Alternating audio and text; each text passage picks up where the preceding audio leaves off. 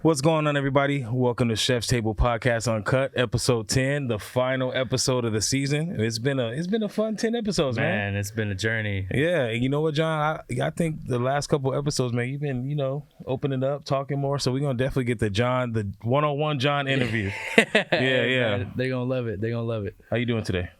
I'm blessed. Oh yeah, I like that. Okay, you're keeping the blessed continue. Yeah. You know what? I'm blessed too. Yeah. I noticed you never asked me how I'm doing. I always ask you how you doing. You never ask me how I'm doing. Hey, well, how you doing? I'm blessed. That's right. All right, man. We're going to get into the sponsors right away because I got to hurry up and introduce this legend, man. We got a legend in the building, y'all. We're gonna save that for after the sponsors. First sponsor today, we got Zoflex. They are a really cool sports apparel, basketball shorts, sports shirts, hats. So go ahead and check them out. Zoflex on Instagram. Mm-hmm. We'll put the descriptions in the bio. And if you're listening, we'll put them all over the place. And then our next sponsor is Mello. Mello. And I love this brand, man. The whole theme of Mello. Yeah. We sound like Mr. Fries, man. Yeah. I told him today that was contagious. Hey. Hello. Okay, Yeah. Mello. Another young kid. Man, his whole theme of his line is give them their flowers, Yeah. and that's why the flower smell the flowers. Yeah, man, I love it. Just positive vibes, positive energy. So it's really dope to have him as a sponsor today because we definitely giving flowers out for this guest today. Yeah. So He's got great designs too, man. He does. Check the hats out. Okay, don't take my hats. That's on set. Hold on. I see you eyeing them. All right, thank you to the sponsors for today. And of course, Neutral Vodka, the sponsor every episode. Mm-hmm. I'm sipping on the pineapple one today. Which one you got? I got the raspberry, man. Okay. The raspberry. You got the raspberry. Okay. Now, without further ado, man, I'm excited for this one, man. I'm rushing through the sponsors for this one. We got a legend in the building. Let's get into it. We got a legend in the building, man. Definitely the GOAT. When I posted him, you should have seen the DMs. How do you know him? Wait, what? He's coming on? I'm like, yeah, man. He's well known. He's well known. He's definitely well known, man. A legend, a OG, just everything in that category, man. I'm a little starstruck right now, man. I don't get starstruck sitting in front of people, man, but I'm starstruck sitting in front of this dude right now. We want to go ahead and introduce MC Poncho. Let's clap it up for him. He's in the building. Chef Table Podcast. Welcome. Thank you so much. Thank you. It's an honor to be here. Man, it's an honor to have you here, man. Thank you. So, Thank you. Our podcast is Chef's Table. We do restaurant chefs and stuff like that. So I'm not saying you're not a chef because I don't know what skills you have, but we definitely know you know food. Yeah. Anybody that follows you, they know food, man. Yes. So he's going to give us that side of the consumer. We're going to talk about some restaurants, some of his favorite spots, and just go from there. So he just fits right in. Pause. So without further ado, man, go ahead and let the people know your backstory, where you're from, who you are. The floor is yours. Well, I go under MC Poncho. MC Poncho came about. I created that character in 1988 when I started rapping. I did these mixtapes called the Harbor Area Sounds. They're all cassettes. I did over 30 volumes. And the first one was dedicated to a handicapped girl. So I was an original duffel bag boy, which means I carried my product in a duffel bag and I sold them out of the Longshore Dispatch Hall because I was longshoring at 18. And nice. The money I made out of that went into a trust fund for her. So she was the inspiration of making those cassettes. I only did one at the time, and everybody asked, when are you going to come out with volume 2, volume 3? Well, I ended up doing 30 of them total. Wow. And those cassettes pretty much paved the way. I don't think I'd be on your podcast today if I didn't do those cassettes. Because, that's what's up. That's cool. I had an outlet, which was a Triad Indoor across from Scottsdale in the city of Carson. And they sold them right there. It was an indoor swap meet. And the rest is history. Those cassettes got me to Japan 8 times. Wow. Oh, okay. So they that's when the legend was made, when those cassettes was made. I always say the character I created. MC Poncho was created in 1988 with those mixtapes. Real quick, Poncho. A lot of our demographic, man, they're like from age 18 to 32. That's kind of. Can you kind of just tell? They might be listening on the streams. Like, what are cassettes? Like, you want to just refresh their memory? They came right after the 8 tracks. I assume. You know what I mean? So they're tapes. You know what I mean? I did those on tape from dual cassette. Deck to deck. It took a while to put those out, you know. And this is way before CDs came. Yeah. You know, when the CDs came in, I didn't know how to transform a cassette into a CD, so I hung it up. So you could say MC Poncho went from 1988 to mid 90s, probably early 90s, and then I was done. So I thought. Does it trip you out to see like putting music on cassettes to nowadays where you could just make a song at home and upload it and put it on Apple Music? It's crazy, right? Well, you know, I did everything in the back room off of a Newmark mixer and two Technique 1200s. So, and a Gemini sampler. You know, now, I mean, you know, they're not even going into studios. Like you said, they're doing it in their home. And they're downloading these apps on their computer and making their own beats. It's amazing. We didn't have that back then. You know, you were lucky to get into a studio. Yeah. And I think back during that time, I think I was only in a studio like once or twice. Everything was done in the back room. Where are you from? San Pedro. Oh, San Pedro. Okay. Home of the seafood. You know. Yeah. How is it seen? Has San Pedro changed much from the 80s till now? Yeah, it's changed a lot. A lot of the places aren't there that used to be there. They shut them down. I know. Yeah, it's changed. I mean, before, well, they would always say if you live in San Pedro, you never leave it. You know what I mean? Yeah. But we'd venture off. You know, my mom would jump on that RTD. Those of you that don't know, that's the bus that ran back in the day. This episode is definitely for the OGs. Yeah, for the OGs. Yeah. So we'd jump on that RTD, and then we'd venture off and go to downtown LA. We'd go to Clifton's cafeteria and different spots. You know what I mean? So we left Pedro. We left Pedro quite a bit on that bus because my mom didn't drive. You know. Okay, let's go back to in Pedro in the 90s. Where are you taking me to eat? If I'm like, hey, Poncho, man, I've never been here before. Take me somewhere to eat. Where are you taking me and John? The 90s. Yeah. Honestly, I didn't really start venturing off. Okay, I'm glad you brought that up. Probably the fish market would be the only place that you know was there forever. Yeah, it's a legendary place with the big piece of bread too, right? Yeah, that garlic bread, the garlic bread, and it's different. The style's different. It's Italian style, you know what I mean? So it's different type of seafood that you normally get. Yeah. It's an Italian family that makes it because a lot of the Mexicans would be like, that's not Mexican style. You know what I mean? And, you know, especially with the garlic bread and the way they do it with the vegetables. It's way different. We grew up. I grew up rather. I don't know if you're in the you know food business. Yeah. There was a gentleman named Elmer Dills that used to come on Channel 7 back in I want to say the early 80s. And what Elmer Dills would do is he would go to different restaurants and you'd dine with him. So he'd take you different places, and he would, you know, today we're at this spot, today we're at that spot. Well, we couldn't afford those spots, and I remember as a kid watching that, you know, and it enthused me. It was like, wow, well, one day when I work and I'm gonna have money, Mom, we're gonna go to that spot. We're gonna go to this spot. You know, at that time you didn't have. Well, I mean, I'm a kid, you know, so I'd write the things down where I wanted to go. So that's where I think I ventured off in my later years when I had a little income to go to places that I never thought I would treat myself exactly. Because I grew up on top ramen, beans and rice, and canned goods, you know, pretty much. You have a big family, a lot of siblings? No, I had a brother, and he passed away of a heroin overdose. And then my father passed away right after my brother, 9 months after my brother, from ALS, which is Lou Gehrig's disease. Wow. So from that point on, it was just me and my mother. Okay. Yeah. You and your mom were tight? Well, that was my everything. Yeah. She taught me everything I know, you know, like everything. My game. My mom was a gangster. Okay. So I learned that's where you get it from? Game from. I get it from my mom. Yeah, exactly. Yeah. You were scared of moms growing up? Oh, hell yeah. She was only 4'11", but she was. Yeah, and she had a mouth on her like, oh God, like yeah. Okay. I was terrified. Yeah. Sounds like my wife. All right, man. Well, that's crazy, man. You're blessed. Blessed, yes. Let me ask you. So I'm hearing music, right? Anything else in the entertainment world? I mean, down the line from music, like I said, I hung that up in the 90s when CDs came. Yeah. So 2006, I lose my mother. She passed away, and my wife, girlfriend at the time, Chamarita, talked me into doing a CD, which was a 20-year anniversary of the mixtapes.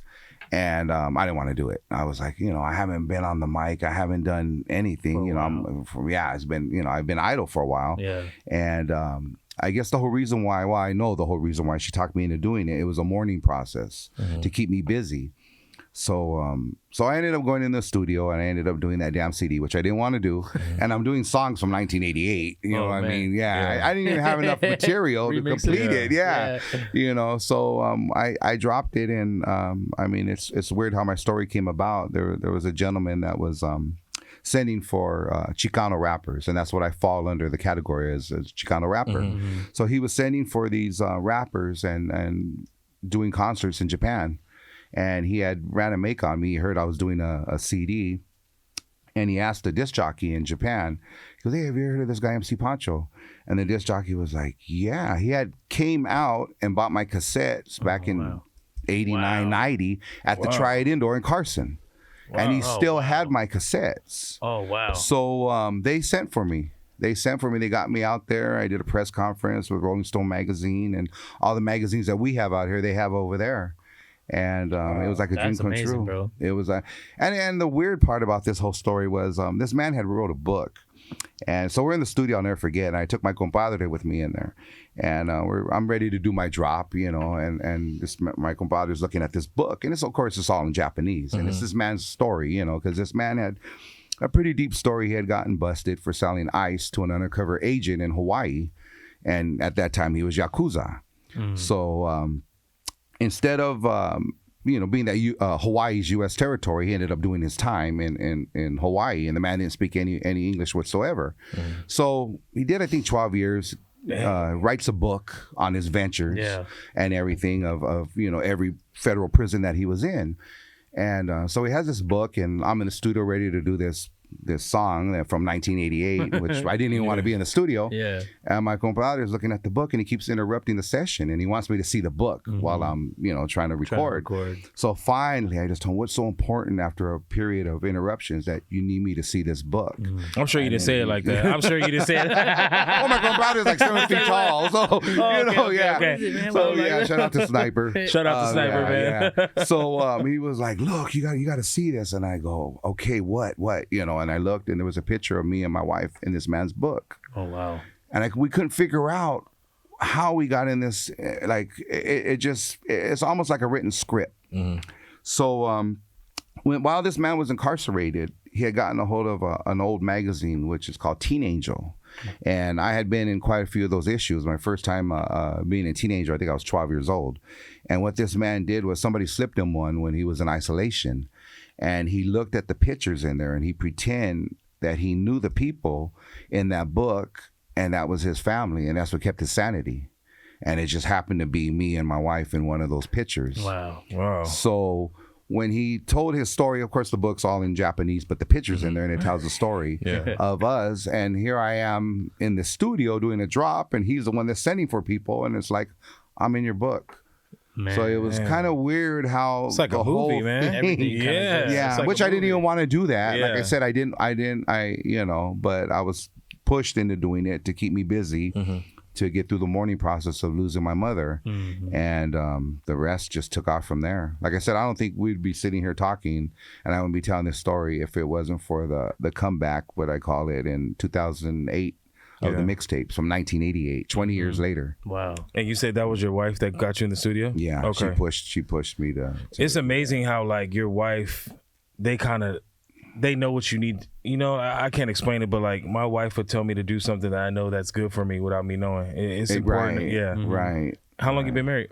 Not that long. Okay. We've been together 30 years. Oh, wow. Okay. So I always say I had to make sure she was the one. But we got married in, like, I know she's gonna kill me because I always get the dates wrong, but I believe it was 2015. I hope. Oh, it's okay. She's shaking her head. You good. She said you're good. I told her I got to tattoo that on me somewhere. I'll tell you my trick. I got married August 24th. So, Kobe 08-24. So I'll never forget. Well, guess what? So you got to get it tatted on you or something. That's our anniversary. Oh, is it? August 24th. What? Oh, nice. Okay. That was our very first date. Okay. Oh, okay. Oh, you know what? I'm glad you said that. Yeah, our very first date, and it was actually where did you guys go? Redondo Beach. Hey. Redondo Beach. Redondo Beach. Yeah, El Torito. Yeah. August 24th. Yeah. I don't want to get you in trouble or anything, but do you remember what she ordered? I don't remember what she ordered, but I kept ordering her Cadillac margarita. Doubles. And we ended up at the Lomita Motel on PCH. Hey. Shout out to the Lomita Motel. Shout out to Lomita Motel. Man, Yeah. that's a vibe. Yeah. Yeah. Did you guys Uber there? We're going back to 1993. No, they didn't have no Uber. No, John, that was We're back in taxis. 1993. Yeah. I still had a Took a pager. taxi. I had a pager back Yeah, then. pager. Okay. okay. John's a little young, man. He's a little young. How about those days? Yeah. Yeah. So that was funny. Uber.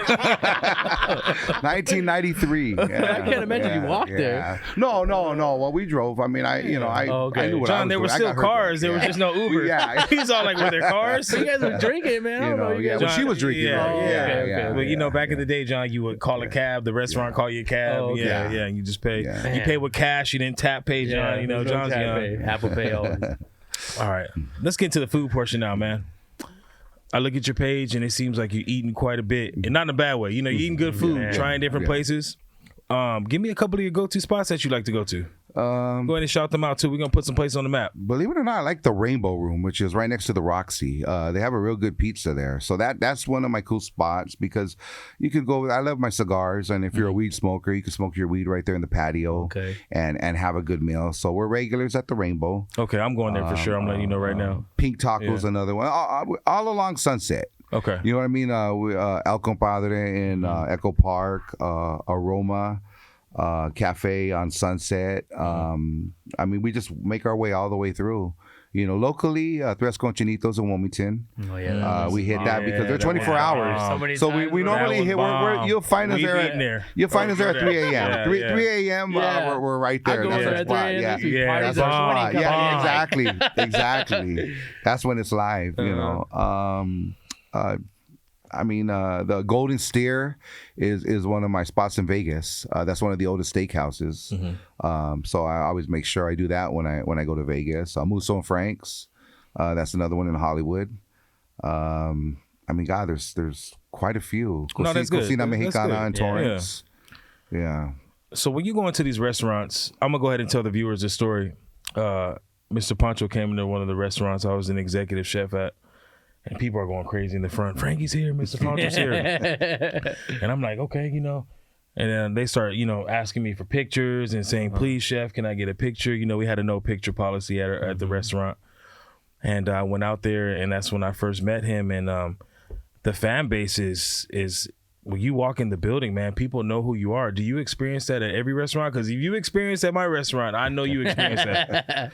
You know, it's a cool thing because, like, I'm not, I guess they call them vloggers. And those are people that get paid to eat in restaurants and, you know, do a review and, you know, and promote it. And I do that on my own just for the love. You know what I mean? So I don't, you know, so a lot of times we'll go to restaurants now and then they'll be like, oh, it's taken care of. Can you just put a video up? And I go, I was already going to do that. You don't have to, you know. Yeah. So that's the reward. And I don't even use the word fan. Like when somebody comes up and they'll be like, oh, I'm a fan. I'm like, no, you're a friend. You know, thank you for. I like that. Apparently I did something that you like and I should be thanking you because, you know, you're following me and you know, you appreciate what I do, you know, because I'm just being myself. You know what I mean? What we post up, I don't try to edit anything. I mean, a lot of people are real cautious what they post. I don't care. You'll find me drunk in some. You'll find me eating like a pig in some. You'll find, you know, realism. It's real. Yeah.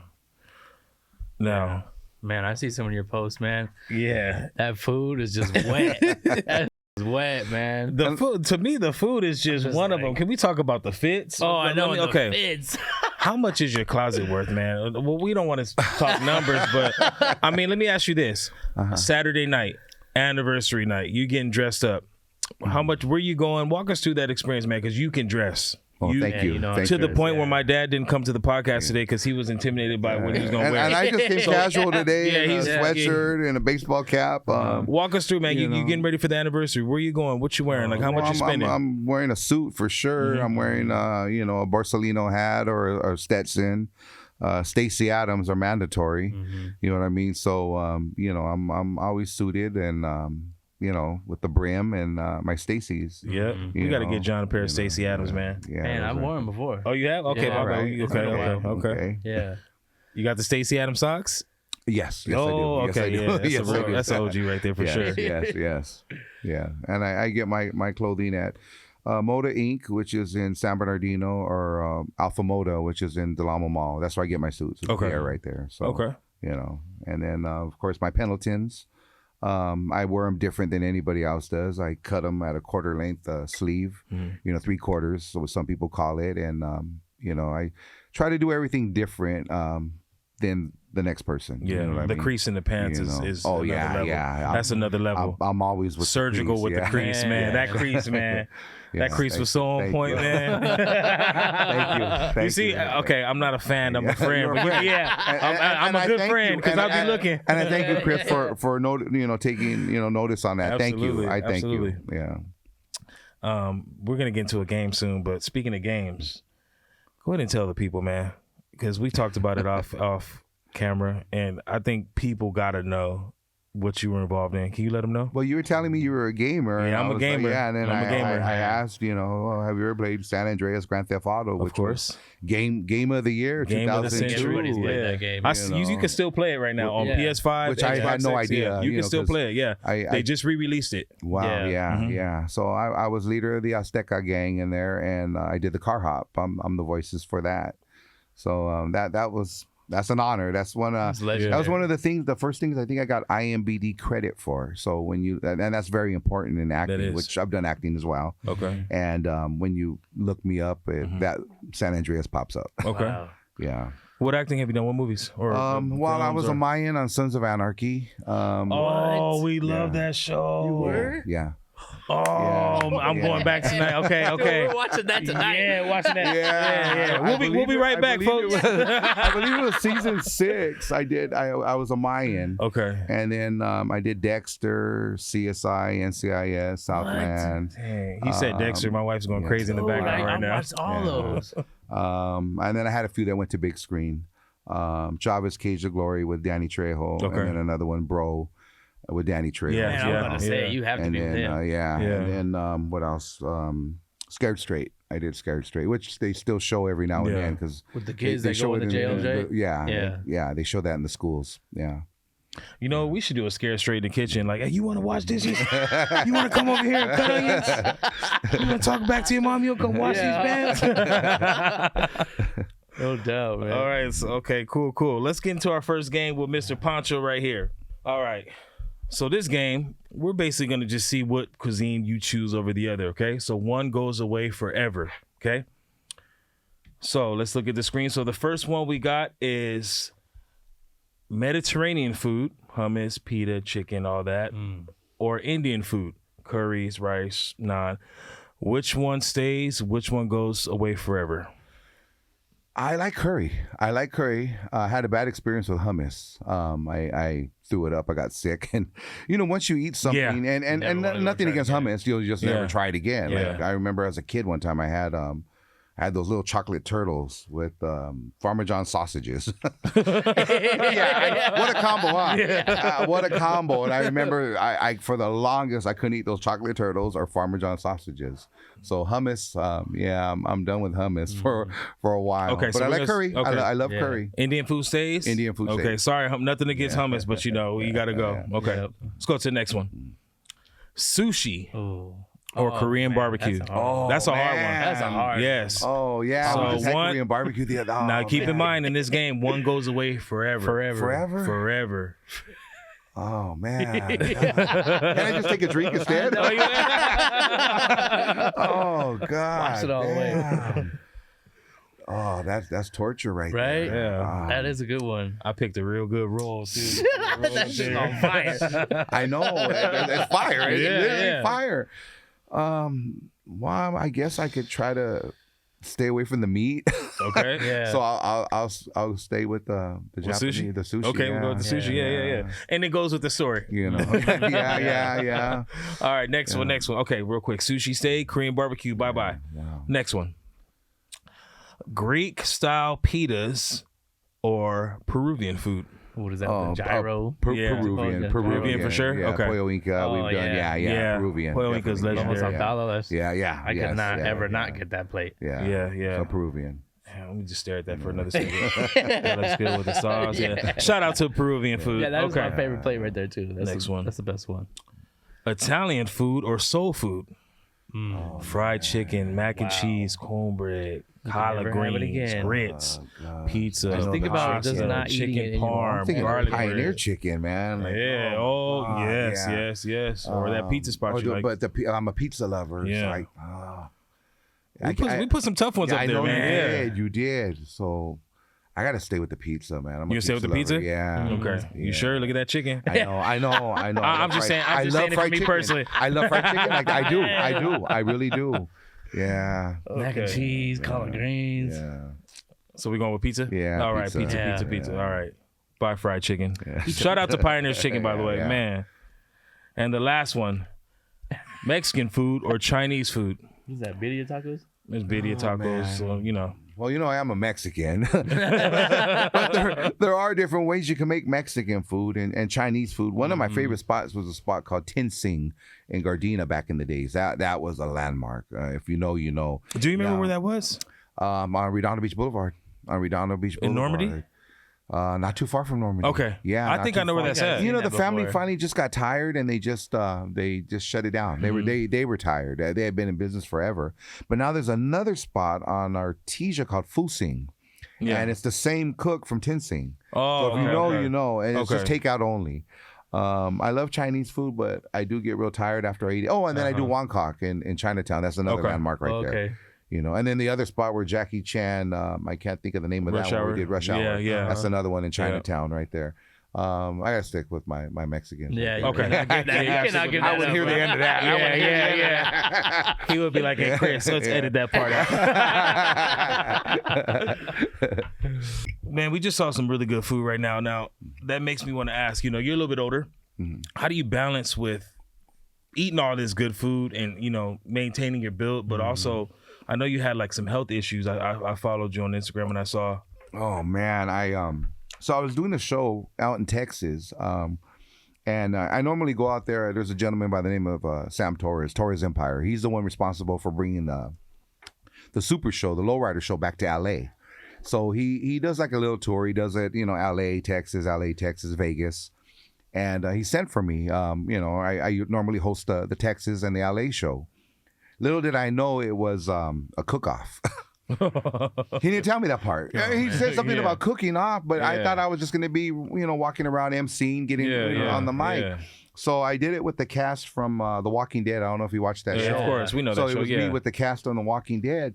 Well, prior to that show, I'm in the hotel, and I think I had to be at the show at 10 a.m., 11 a.m. About 2 in the morning, I get this real bad pain on my side, like horrible. And I'm thinking, I'm eating all that barbecue in Texas, man. I'm hitting all the spots.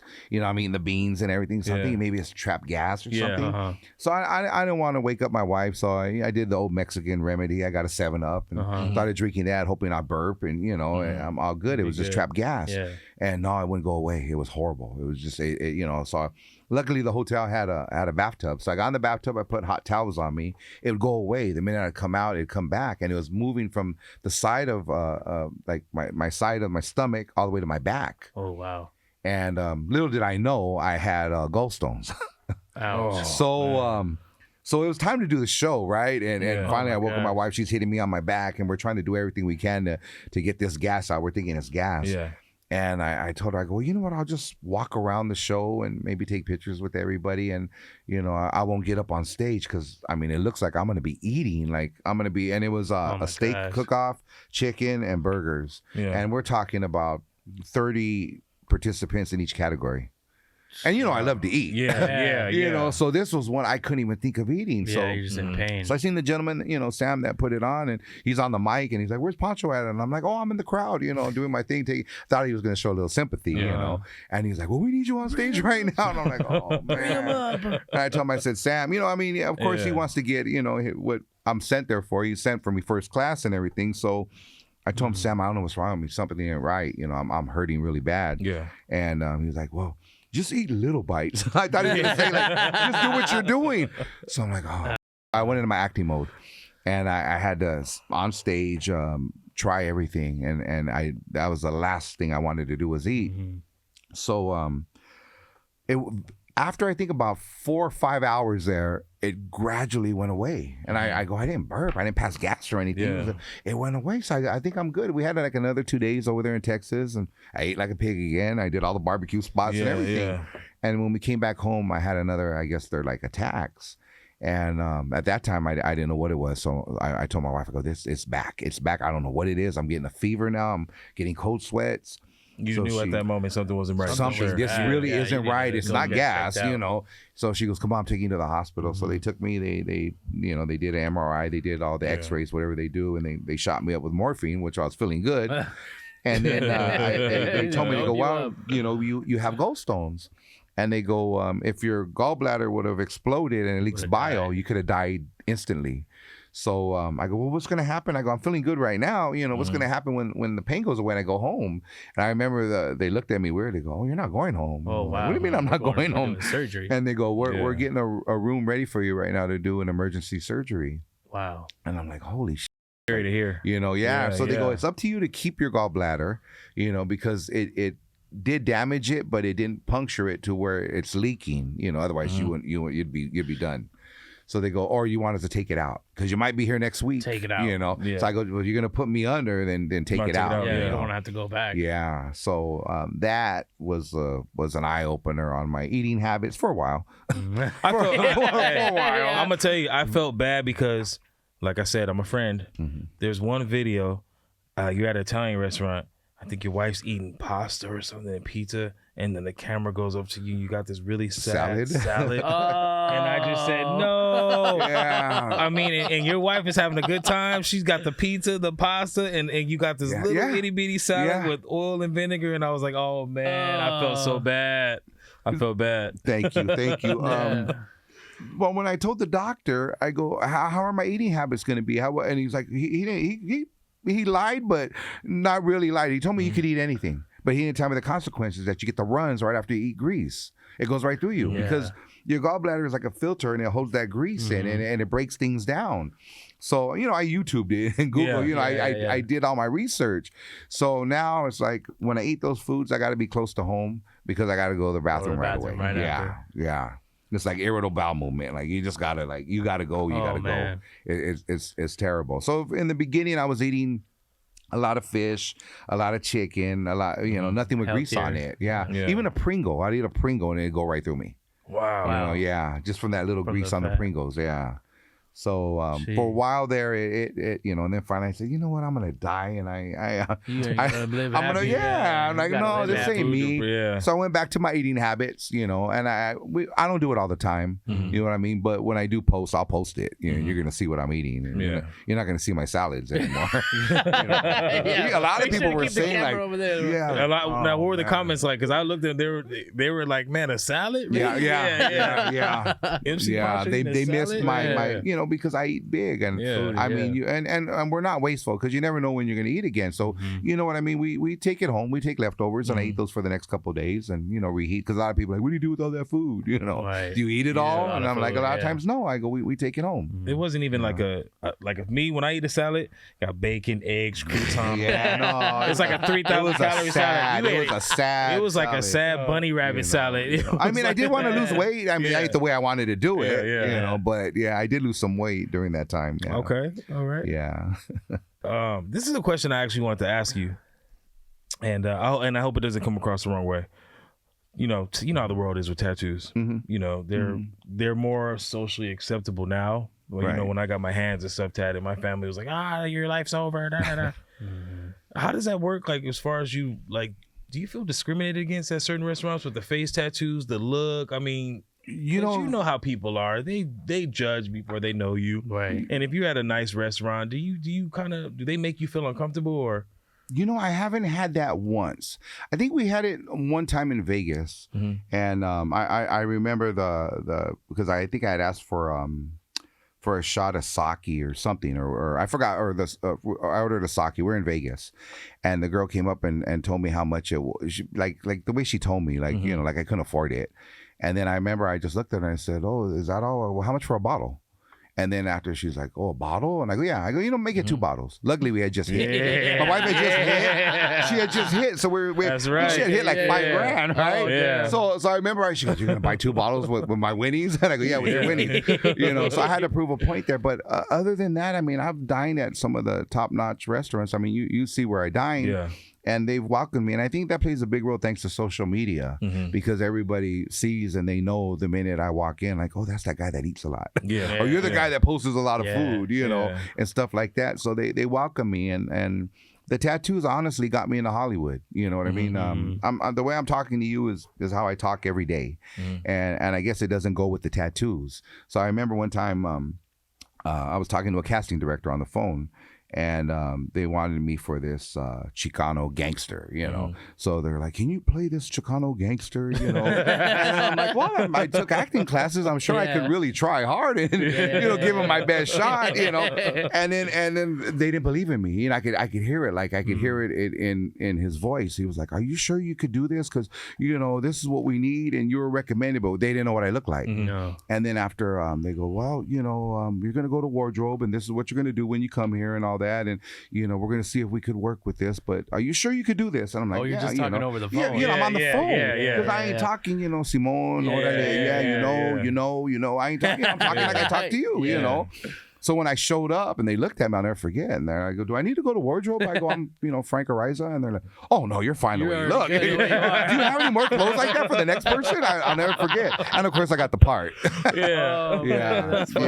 Yeah. I just think that's kind of your brand, almost like the way you look. Like I look forward when you go out with the suits and everything, man. That's the whole brand. Thank you. The Thank rings and everything. Thank Real you. sharp. I don't want to sound like I'll be on this page a lot. Did you have a ring with a watch on there? Oh God! I saw it was a cufflink. It was a cufflink years ago that belonged to my father. I it saw had a something. clock on I'm there. like, man, is that? A yeah, clock? it was a cufflink. Okay. that was actually my father's. Okay. And it had a clock on, like a little watch. Yeah. Okay. Yeah. Just a disclaimer too for the people listening. I just like to do my research, man. I'm not an Instagram stalker. They're like, man, this dude knows his shirt size, his pants size. No, I'm just a friend. I'm not a fan. You know, made that clear. Yeah. Okay. I just had to ask. And that was pretty dope. Thank you.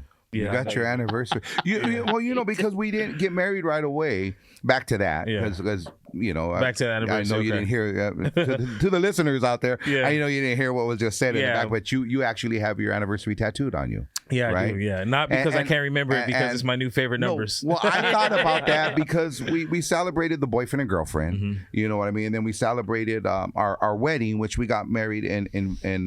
Well, actually, I had a birthday party for her. And she knew about the birthday party. I had it down at the Portugal restaurant in San Pedro. It was huge. It was huge. But what she didn't know was she was getting married on the spot. So I married her on. It was a surprise. A surprise wedding? Yeah. I made her an offer she couldn't refuse. I mean, she had to say yes. She had to say They were like, what if she would have said no? That's G right there. What if she would have said no? Yeah. You know, so that one. So when the gentleman that married us, he goes, you know, you have to apply for a license. So we'll do the whole ceremony. We'll do everything. But you're going to have to get the license. It's not official. So that's another date. And then the third date is when we got the license, which we got married in Vegas. We did the Viva Las Vegas to Elvis. But then I seen they had the Godfather theme.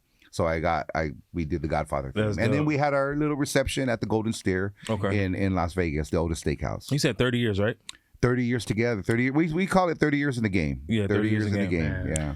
Shout out to your wife. Let me ask you, what does your wife mean to you, man? Because, you know, the wife plays a huge role in everything we do. You know, how is your wife important to you in her role? Well, she became a product, I always say, of my mother because she was my mom's best friend. And I brought her home one day and I introduced her to my mom. And my mom's like, oh, wow, I like her. You know, so my mom would take her to the bars and they'd go drinking and stuff like that. So my mom pretty much schooled her. I mean, you know, my wife's from the island of Guam. She's an islander. And when I met her, she had long hair. She looked like she belonged on a can of pineapple juice or something. Wow. Yeah, like that? Okay. Yeah, but then one day, I mean, my mom got a hold of her and dyed her hair blonde and got her some tattoos. And my mom was like, you know, I like her, you know, but she's not Chicana, but we can fix that. We can fix it. You know, and my mom made her into a little chola. You know what I mean? So, you know, she's taking the place of my mother, and not that I was looking for another mother figure, you know, but she is my everything right there, you know, and we're that couple. It's like people always ask, how are you guys that couple? I go, it's hard to explain because there's like balance, like yin yang. Like I'm hard to live with and hard to be around, and you know, and she's the calm, patient one, and she pushes me to do things, honestly. Like she pushed me to do that CD, which I didn't want to do. Yeah. You know, she'll push me to do shows. It's always for the better. You know, it's always for the better. So she pushed me to do a YouTube page. All these years, I just started a YouTube page, and her and my oh, thank you. Her and my camera guys, you know, they go, you know, a lot of people are making money off of YouTube, and I go, look, I go, I'll be your product, then if that's what you guys want to do, and once you make the first G, then I want my cut. Other than that, I go, I'll give you the content, which is my everyday life, you know, and that's pretty much what we're doing. We're just having fun with it right now to see where it goes. You two look super powerful. Like, you guys are always together. The restaurant interactions, it's always you two. I love that. So that's why I want to take that time to definitely shout out your wife. She's my everything. Yeah, she's really, really cool. She's intimidating looking, man. So she did hang out with your mom. Cause she, Well, I always say, and when I roasted her and at her birthday wedding, you know, I roasted her, and I said, I go, you know, you learned a lot from being around us, a different lifestyle, you know, streetwise, and you know, something different. I go, you learned a lot, but one thing we couldn't teach you that you were born with is heart. I go, and that's something you had, girl. Like it's not something that you learn. You have heart. Yeah. You know, and she's solid. Okay. Well, yeah. Shout out to her. Shout out to your wife, man. Beautiful couple. 30 years in the game. 30 years strong. More to go. Yeah. Thank you. Poncho, let's get into another game, man. I could tell you had fun with that first game. He had fun with the first game. I'm still hurting on the the sushi and the Korean barbecue. God, who did I stay with? Oh, I did. With the sushi. I stood with the sushi. Yeah.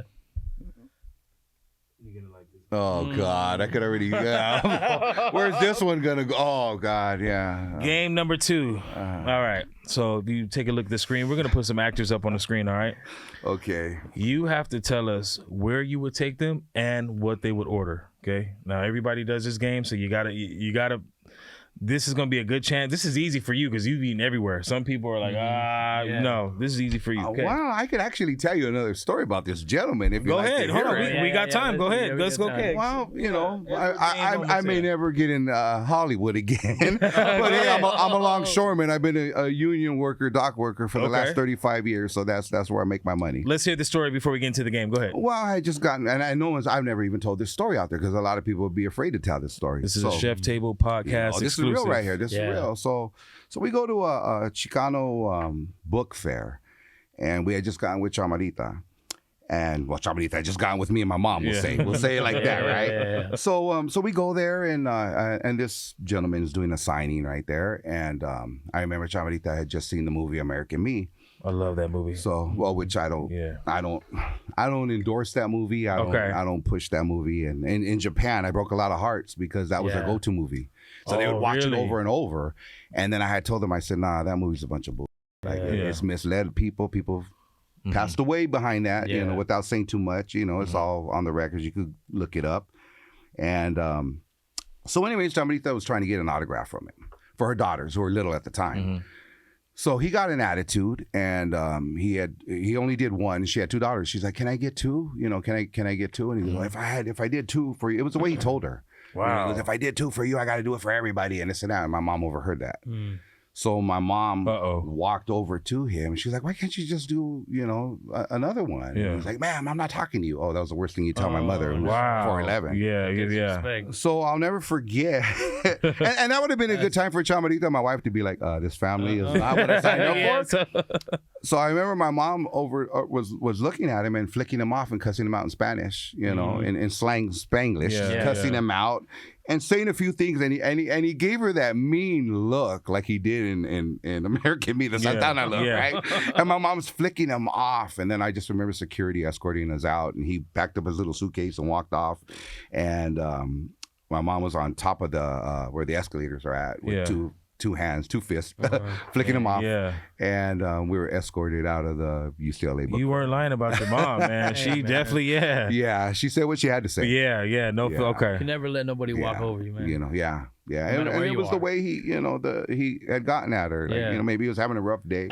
You know, I mean, a lot of times we have rough days, and you never know what that entertainer is going through. You know what I mean? What they're going through. But you know, there's people that aren't going to see you every day. Like you don't know what I went through today. I mean, I had a good day. Don't get me wrong, but you know, I could have had a day, and I gotta put on a fake and be, you know, hey guys, you know what I mean? So you have to go with it, and this guy wasn't going with it that day. Yeah. I think if I have fans though or friends, no matter what, like you gotta. They're the reason why you're famous. Exactly. You have to. And I'm nowhere near this man's level. You know what I mean? And I appreciate the fact when somebody comes up to me and just tells me, like you telling me, you know, that I follow you and I know about your clothes and this and that, and you know, or about the cufflink that I had with the clock on it, the watch. You know what I mean? That's something, you know, and I appreciate that. I really do. We're friends, man. I'm a sorry. I like That's a that, good man. one. Yeah, friends. Yeah, it doesn't make me feel like a creep. Yeah, That was sticking. Oh, I know you didn't expect that story. No, okay. You know what? You know what? So no, I'm not taking him. Yeah, we're not taking him. I was him going to say that. Yeah, sorry. He's and out. as far as my mom, yeah. Let's go out. I'm out of Hollywood now. Right. All right, next one. Jack Nicholson. Oh man, God, probably somewhere by the Staples Center. I don't know. Yeah. Definitely Notice he called it the Staples Center. Yeah. You're not calling it crypto? Oh God, yeah. I could have said the Forum. Yeah. Wow. Where are we taking Jack Nicholson? Oh God, I'd probably take him to. Well, it's not there no more. I'd probably take him to Pacific Dining Car. If it was still there. And what would he get? The tomahawk. No, the baseball or the cowboy. Okay. The baseball or the cowboy steak, and then we talk about the very first book I ever read was One Flew Over the Cuckoo's Nest. Oh, with really? Jack Nicholson. Yeah, Okay. the book. Yeah. So, the way you told that, I felt like you guys actually had dinner, and that's what you ordered. Yeah. This dude doesn't want to tell us how famous he really is. He would have the lobster mac and cheese, and the asparagus. He looks like a good eater, man. Yeah. Don't forget the truffle butter. Don't forget the truffle butter. Okay, you bet. Okay. All right, John Flex. Yeah. Next one. Trejo tacos, man. I'll take them to the spot, which are pretty good. Which are honestly pretty good. Yeah. And by the way, Danny, thank you for the donuts. You know, he sent me some donuts. They sent me. Well, actually, they didn't send me the donuts. They sent me like the apron. But they hooked me up with the package. They hooked me up with that. Yeah. Okay. And his tacos are pretty decent. Yeah. I went there and I did the test. I was just gonna, to talk some. I didn't think they were gonna be that good, but they really are good. Oh, good. The one on Cahuenga. Yeah. Okay. Yeah, I've been to that one. I heard my friend was there when they did the grand opening. And he was there. Yeah, that was cool. Yeah, no, and his donuts are good too. Yeah, that's right. He does have a donut shop, right? Yeah. Okay. All right, we're taking him to his own spot. His own spot. Yeah. And we're not paying either. Next one. Denzel Washington. Were you in Training Day? I'm asking. No, I didn't get into acting during that time. I know. I know the time. Well, that was the whole reason why I wanted to go to the dining car, because that was where they had that meeting with the DA or the prosecutors and all that at Pacific Dining Car. And then he tells Ethan Hawke or one of them to get the baseball steak. Yeah. But I always did the cowboy there. Okay. Well, you know we live in a world of reboots, so you know if they ever do a reboot, man, you're in there. Yeah, I hope so. Probably Musso and Frank's. I take him to Musso and Frank's, which is the oldest steakhouse in Hollywood. Okay, and what's he getting? The aged steak, which they have like this aged old. I can't even tell you how old it is, but yeah. Is it the ones they cover in butter? Yeah. Oh, you've had that. Yeah. And then they give you a quail. Have you had the quail egg? Oh, they bring you a quail egg. They bring you a quail egg. It was a trip. Yeah. I did that. Okay. Yeah. Something a little different. Yeah. Dang, John, you out here eating, huh? Hey, man. Hey, no wonder why you was late yesterday. I like to eat. Hey, man, chefs eat. There you go, man. All right. Last one. Where we taking Ice Cube? L.A. Compton legend. The rainbow right there. The rainbow, definitely. That's like a landmark right there. And probably do the pizza and just shoot right there. Okay. You know. All right. Yeah, I never met Ice Cube, but I admire his work. Never met Ice I find Cube. that hard to believe you never met Ice Cube. I knew Eazy real good. I Easy. did. Hold on. No. You know, it's funny because there's a picture that pops up with me and Eazy back in the days. And it always ties into the story of my mother, because we were at the Del Amo Mall in Torrance, and Eazy walks in, right? So Eazy walks into a bookstore, and I think I'm like 19 at the time, and I tell my mom, I'm like, oh, that's Eazy. She don't know who Eazy is, right? And then after, she's like, why don't you go talk to him? I'm like, no, I ain't gonna, you know. So then after, she goes, here, let me handle this. So she goes up to him. Oh, what? And she's like, are you Eazy-E? And then she tells him, she goes, oh, I just love your music. and he took a liking to her, right? He like took a liking. Yeah. And then after he looked at her, and then after he was like, you know who I am? And she's like, yeah. She goes, I love your music. You know, this and that. Well, she didn't know his music, you know. Yeah. And then after, so she goes, yeah, my son's a big fan, and this and that. And then she starts telling me, he goes, well, why don't you bring him? And she goes, oh, his name's Frankie. So he's picturing this little kid. Yeah. So then she's like, come here, Frankie, you want to meet Eazy-E? And then he looks at me, and then he kind of, you know, and he goes, well, I thought you were like a little kid. Oh, man. And then so we started talking. She goes, tell him that you rap and you do you DJ and this and that at that time. So he actually gave me his number. He gave me his number, and at that time he was already talking about like signing, you know, Mexicans, which he did. And you know, I would say it's the story of something that never happened, but we met up at the Lowrider Super Show, and he had just came out with that cassette 187 on Dr. Dre. And I remember we hung out, and he pulled it out of his pocket, and he gave me that cassette. Wow. So I always tell the story about this, because there's pictures that float around with me and Eazy-E. There is pictures, yeah. And no one knows that that's me. Or people now, they'll tag me. That's, you know, because I didn't have the facial tattoos. I'm wearing a white jersey. Yeah. This is Harbor area. Yeah. You know, I'm representing big time. And that picture was taken, I want to say, in 91, probably around 91, if that, or maybe 90. So I tell the whole story of, you know, how me and Eazy had a relationship. You know, we hooked up at the Super Show. He remembered me from back then. I had his number and stuff. And then another picture resurfaced from that day, and I'm looking good, and I showed it to my wife, and I go, look good at this picture. I go, I always tell this story. I go, but what am I holding right there? She goes, you're holding that cassette he gave you. Damn. And I go, holy, because the one, it's actually, that picture popped up in a forum that talks about how Eazy had love for the Mexicans. And then it popped up in a book. So different people were telling me, like, you're in a book with that picture just went viral. Picture, yeah. You know, so rest in peace, Eazy. He was a dear friend of mine. Yeah.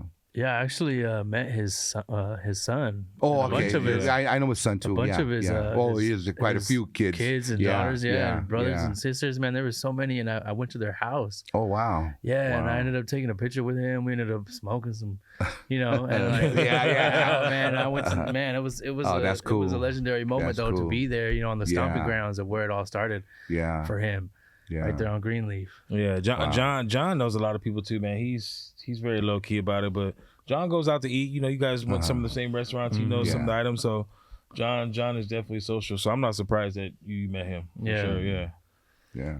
His kids, right? Little Eazy. It's the one that was doing all the rapping. I know. Real good. Yeah. Well, I don't want to say kid. He's a man. I had gotten Be my son, little Frankie. Exactly. He had like shirts like how Eazy-E had, but like it said Lil Eazy or something like that. And I thought it was really cool, to be honest, man. Just to be there, just that's something. That is something. Man, I was like, that's definitely that was a memorable moment. Yeah, for sure.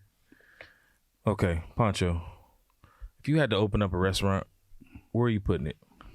I got to keep it home right there in San Pedro, man. I you know, definitely. And I think the chef, well, I have two chefs in mind. You'd be one of them. Yeah. You would definitely be one. Yeah. You would be one. Can you put the crease in my chef pants? Yeah. You'd definitely be creased up. Yeah. You would be one. And then alligator skin apron. Yeah. I want all that. I want all that. You'd be styling it. Okay. And the other chef would be Chamarita's brother, Romeo. Okay. Chamarita's real name is Juliet. So, you know, her father named Romeo and Juliet. You know, and he's a chef. He's a chef in Vegas right now, but actually out of Guam. So I know we'd make a killing. You never know. We'll talk you never know. You never know. Man. I gotta be one of the sous chefs though. You gotta be one of the sous chefs. Yeah. For sure. Okay, get John in the mix. Yeah. Right. And I did take foods. I don't know if we didn't bring this up, but I majored in foods. Okay. You know, I majored in foods, and the only reason why I took that class in high school was because I think I was the only guy in the class, and it was all chicks. Yeah. But I took a liking to it. I was only. It was either that or home economics, child development. Child development. We walk around with a little egg, and it's like a baby. You know, so I wasn't gonna do that. You know, hanging around all the chicks. Yeah. I mean, I could have did, but the foods I actually got a kick out of it, and then the homework was, you know, I'd make omelets and different stuff, and I remember the first thing I made was a key lime pie.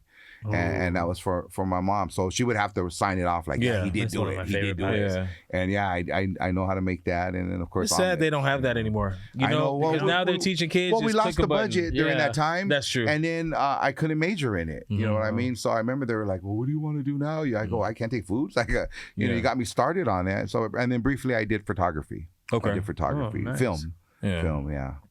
You're somebody that I admire. When I listen to these motivational videos and stuff, when I'm getting my day going, they always say you don't have to be good at one thing. You don't have to hold yourself to one thing. You know, you don't have to just be a chef. You can be a chef. You can be a photographer. You can be an actor. You can be a writer. You can be We're sitting with someone who basically the type of things I listen to every day, and it's an honor to have you here, man. Oh, thank you. Yeah. Last thing I want to ask you, when you look back at your life, everything you've done, everything you've been through, where do you stand as far as your happiness?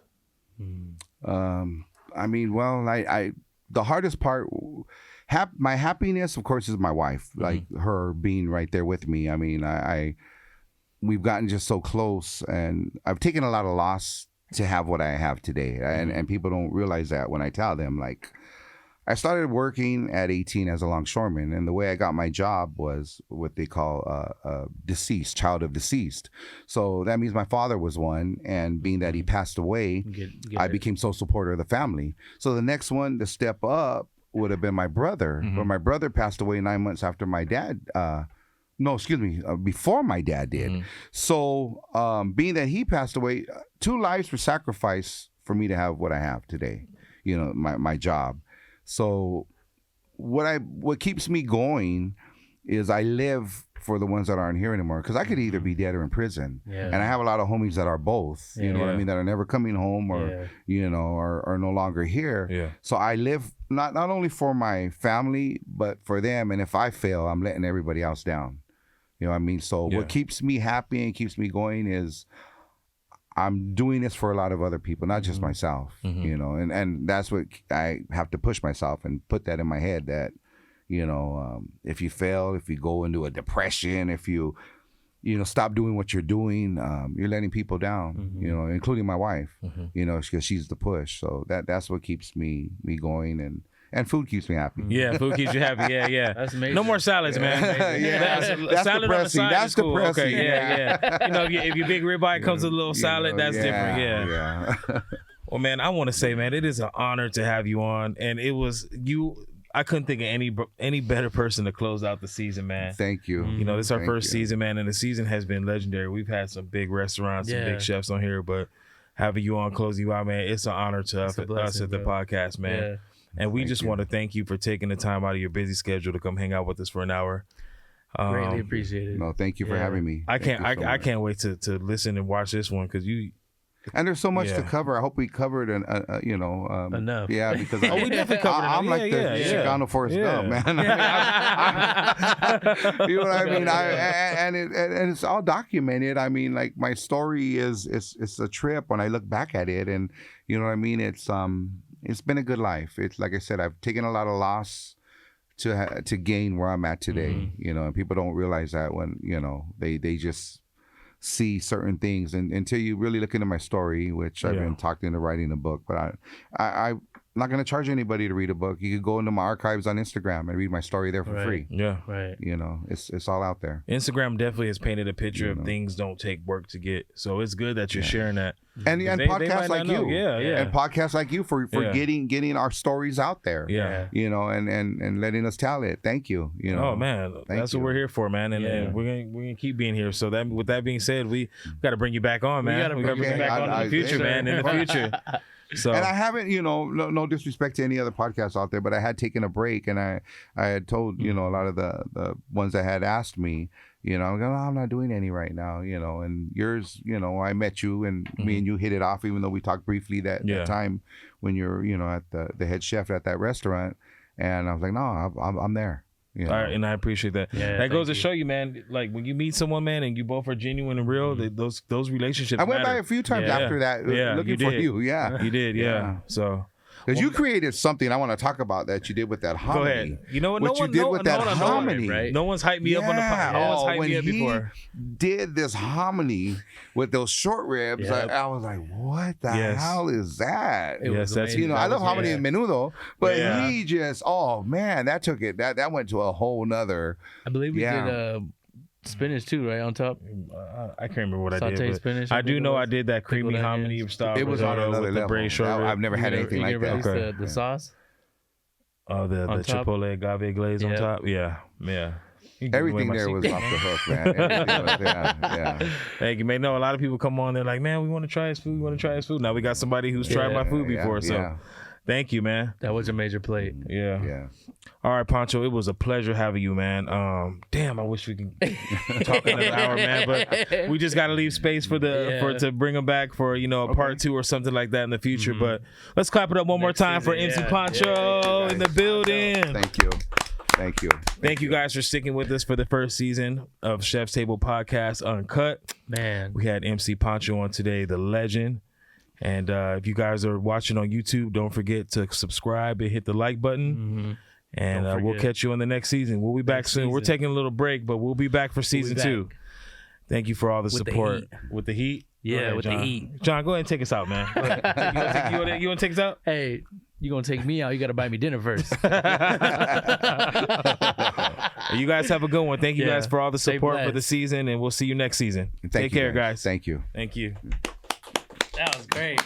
Yeah, great. Cool.